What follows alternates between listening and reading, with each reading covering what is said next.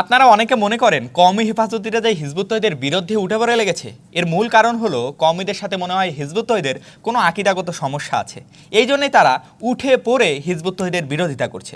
কিন্তু আসলে যে আকীদাগত বিষয়টা মেন না, আসলে যে তারা নিজেদের স্বার্থের কারণে হিজবুত তহিদের বিরুদ্ধে লেগেছে, আজকে তারই একটা প্রমাণ আপনাদের দেখাবো। দেখেন, এই যে হারুন ইজহার হিজবুত তহিদের বিরুদ্ধে সমাবেশে কিন্তু তিনি নিজে উপস্থিত ছিলেন এবং তিনি নিজে হিজবুত তহিদের বিরুদ্ধে দেখেন কি ধরনের উস্কানিমূলক বক্তব্য দিচ্ছেন। টেকনাফ থেকে তেঁতুলিয়া পর্যন্ত যেখানে যেখানে হিজবুত তৌহিদের মতো নাস্তিক সংগঠনের দুর্গ রয়েছে, প্রত্যেক জায়গায় আপনার জনগণকে সাথে নিয়ে অবশ্যই সামাজিক গণপ্রতিরোধ গড়ে তুলতে হবে। দেখেন ভাই, এই যে তারা এ ধরনের উস্কানিমূলক বক্তব্যগুলো দিয়েছেন, তার মূল কারণটা কি?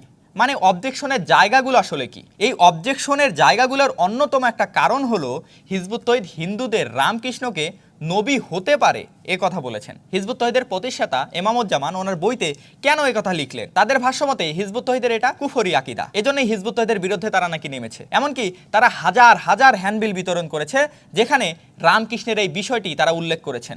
অথচ দেখেন, এই হারুন ইজহারই আবার অন্য আরেকটা বক্তব্যে কি বলেছেন? তালিমুল ইসলাম এই বইতে লেখা আছে যে রাম, কৃষ্ণ, বুদ্ধ এবং জরথুস্ট অন্য ধর্মের যে ধর্মগুরু যারা আছেন, রাম কৃষ্ণের নাম পরিষ্কার আছে। এটাও স্পষ্ট আছে যে ওনাদেরকে আবার নবী, প্রফেট বা নবী বলা যাবে কিনা। তো উত্তরে এভাবে আমাদেরকে শিক্ষা দেওয়া হয়েছে ওখানে যে রাম এবং কৃষ্ণ ওনারা নবী হতে পারেন, নাও হতে পারেন, প্রফেট। কারণ আমাদের নবীজি তিনি বলেছেন যে আমি আসলে আমার আগে হাজার বছরে যে লক্ষ নবী আসছেন তাদেরই ধারাবাহিকতা আমি। তো লক্ষ নবীর মধ্যে রাম একজন হতে পারেন, কৃষ্ণ একজন হতে পারেন, হ্যাঁ, জরথুস্ট উনি হতে পারেন।